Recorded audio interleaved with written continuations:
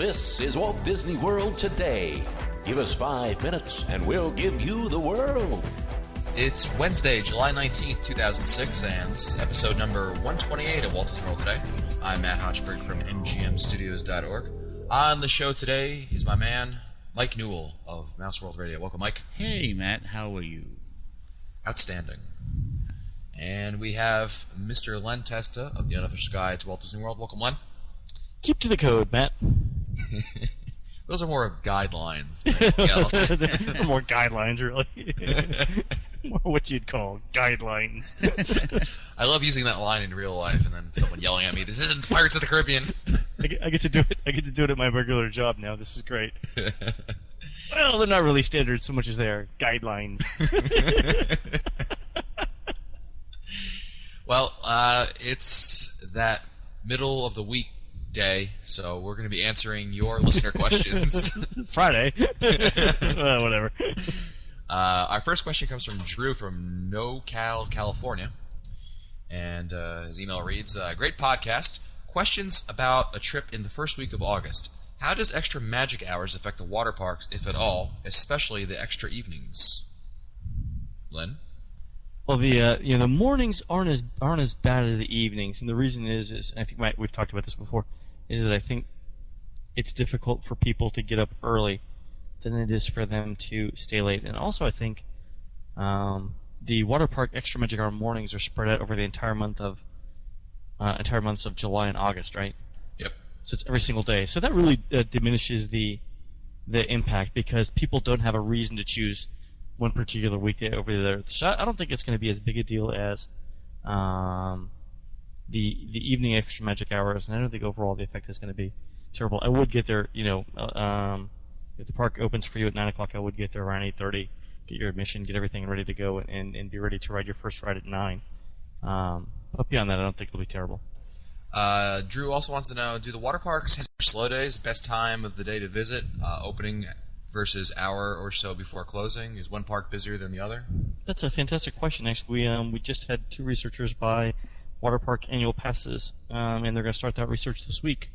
So we should have an answer for you, a preliminary answer, in about 2 weeks. And I'm sure what your findings will be posted on touringplans.com. Yeah, definitely, and also we'll announce them here. So it'll be just in time for his trip. Drew also has one more question. I'm not sure if you've got this now or this is going to have to wait for the 2-week period again. He wants to know if there's a touring strategy for the water parks. No, we really haven't done one. We don't get much.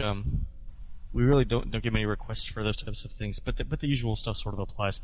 You do the headliner slides and stuff first, and save the lazy river stuff for later on in the day. So depending on what park you're at, Drew, you can sort of identify what the headliner slides or attractions are going to be. Do those first thing in the morning, and then save the other stuff like the wave pools and whatnot for later on. Great. Our next email is from Peter Fulton of New York City, who writes, hello all. Do buses run from all resorts to the Ticket and Transportation Center all throughout the day? I know that buses to Magic Kingdom drop off there early in the morning, but after Magic Kingdom opens, do separate buses go directly from hotels to the Ticket Transportation Center? Magic Kingdom buses make a stop there, or what? I'm asking because I have a dinner reservation at the Polynesian on my first night, although I'm staying at Coronado Springs. Can I take a bus directly to the Ticket and Transportation Center and then walk over to the Polynesian, or do I need to take a bus to the Magic Kingdom and then take the monorail back? Wow, that's a great question. So he's going Coronado Springs to the Poly. Yeah, basically. And he wants to know, ideally he would take the bus to the Ticket and Transportation Center, but I guess his question is, is there a direct bus to the Ticket and Transportation Center from Coronado Springs during the regular part of the day after Magic Kingdom? I don't think so. Yeah. I don't think there is. I don't believe so either. Your only option would be, Peter, is if perhaps you're doing non-park activities or you're at a different park during the day and then your reservation comes up for dinner. And if you're at the theme parks or perhaps at Downtown Disney, then you can catch a bus right to the Polynesian. Yeah, but other than that, I mean, his best choice is almost certainly Magic Kingdom and then Resort Monorail. Yeah, if he's going with that plan. Yeah. Yeah, so that's going to be like 45 minutes door-to-door, worst-case scenario-ish, 45 minutes-ish. Coronado Springs, sure. Yeah, figuring it's 27 minutes till the bus comes and plus transportation time. plus assuming 2 monorails are running with a 19-minute round trip loop. Yeah, roughly speaking.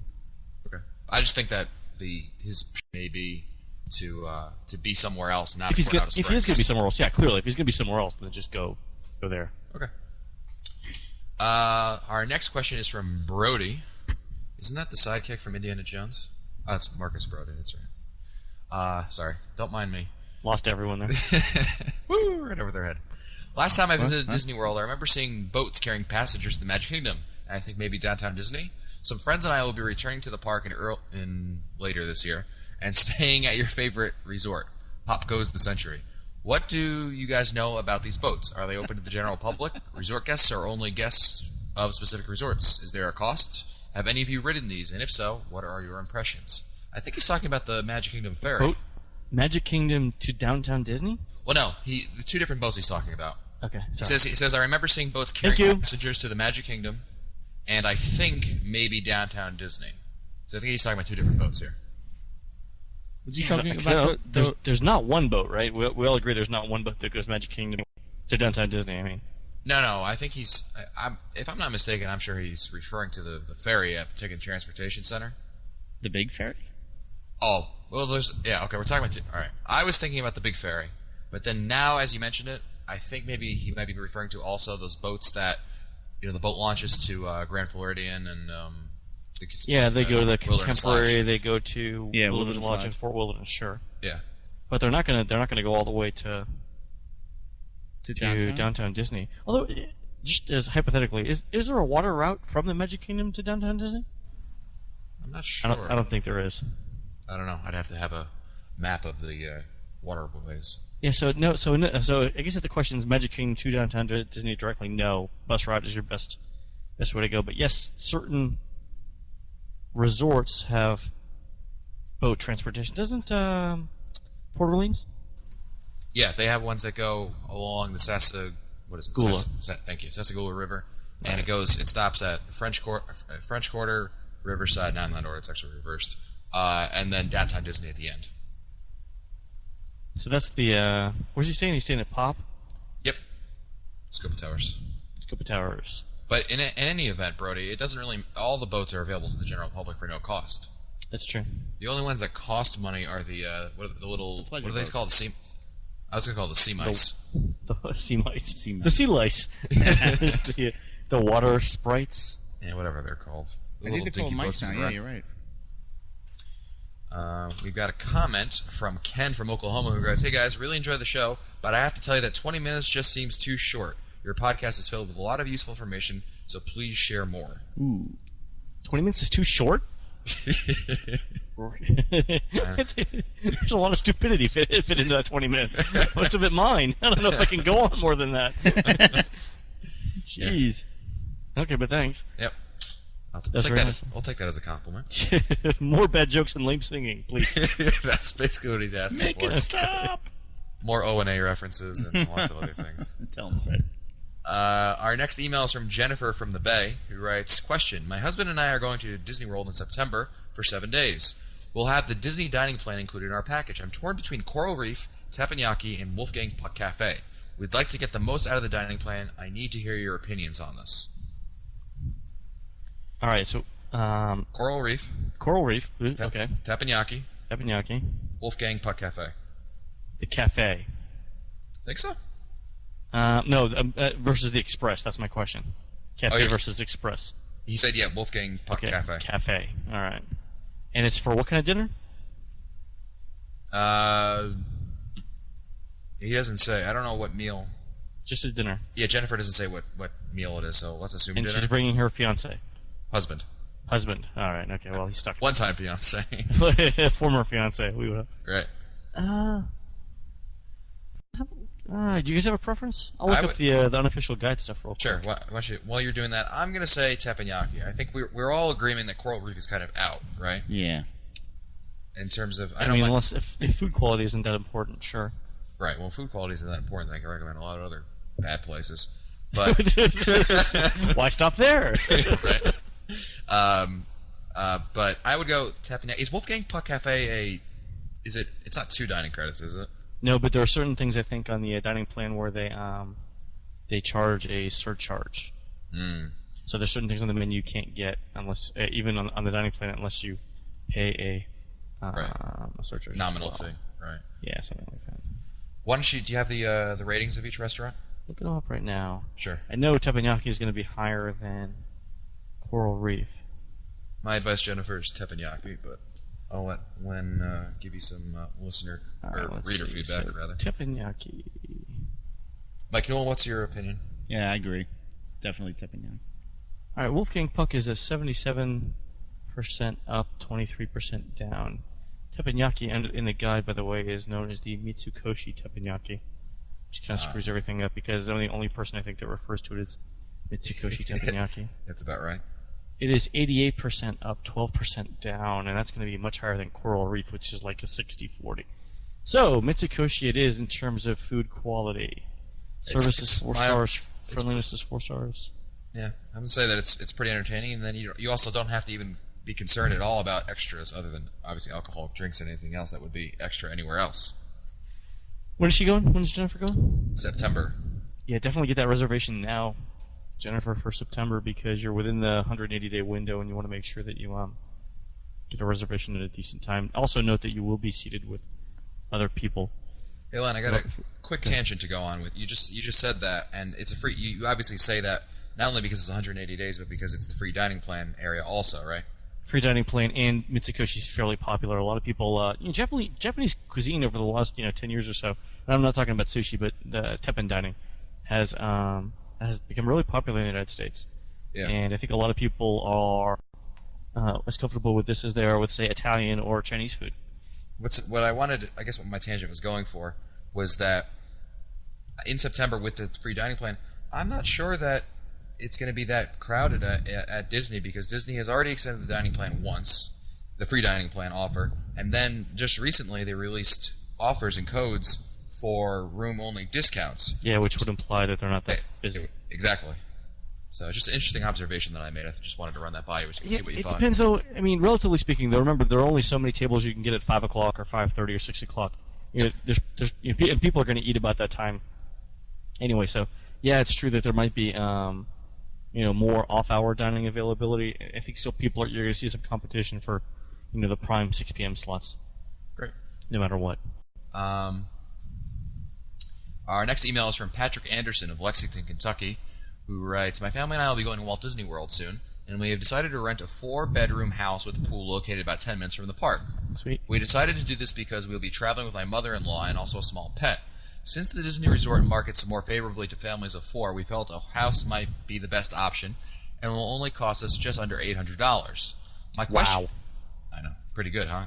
That's a He's great deal. He's going for 7 nights. The question is, do you have any suggestions or tips on how we can maximize our experience at the parks? I guess it is more important to note we have 2 children. Our daughter Whitney is 4, and our son Skylar is 7. So any ideas on tickets, parking, and just making the most of our trip would be great. Walt Disney World today is a great show. Keep up the good work." Cool. Thanks, Patrick. I wonder where if he wants to write back in and let us know where he rented his home from, like All-Star Vacation Homes or somebody else like that. I'd be interested in hearing that. Yeah, there's some. We're There's gonna some do a great show deals on out there. vacation homes. We haven't done one yet, but that'd be good. I mean, in terms of maximizing your vacation, that we. Not to give a shameless plug, Len, but I mean, this screams for touringplans.com. I mean, you just want to make sure you're doing the most with your time, and waiting in line needlessly longer than you are is not doing that, and that's where I think a good touring plan comes into play. We really got to put you on the payroll, Matt. This way the plugs can't be shameless; they can be endorsements at that point. You can drop the word shameless from that. But thank you. No, here's the thing. I mean, no matter what, Patrick, if you want to get it to the parks, very early every morning, and you're there really just to ride the rides and to see as much as you can, or whether you want to sleep in late and hit the highlights, you can't go wrong without a touring plan. I know it sounds regimented. I know it sounds too structured or sounds very structured for a vacation, but they work.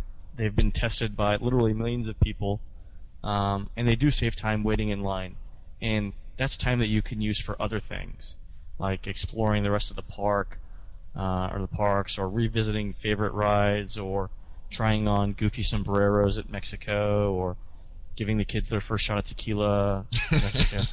Just kidding on that last one. An honored Testa family tradition. Exactly. Like, everyone's uncle doesn't do that? Wait a second. No, but seriously, I mean, if you're spending 45 minutes waiting in line for a ride, it's 45 minutes that you can't be spending somewhere else. So have some idea of a touring plan of what you want to do in the morning, what you want to do in the afternoon, what you want to do in the evening, and you'll be better off than like 80% of the people who are there. So, and even if you don't use the touring plans from the unofficial guide or from our website, use somebody's touring plan somewhere, and I think you'll be better off. And beyond that, just relax.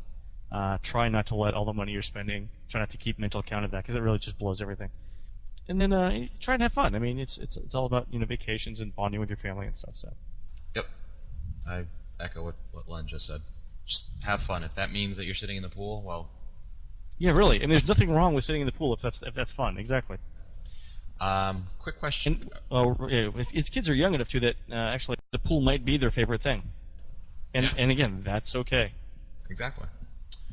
Jim Rudolph of Peru, Indiana writes, "Hi guys, love the podcast. I just heard the podcast about the new touring plan for Animal Kingdom while on my way to work today, and it hit me. Not the podcast, the idea.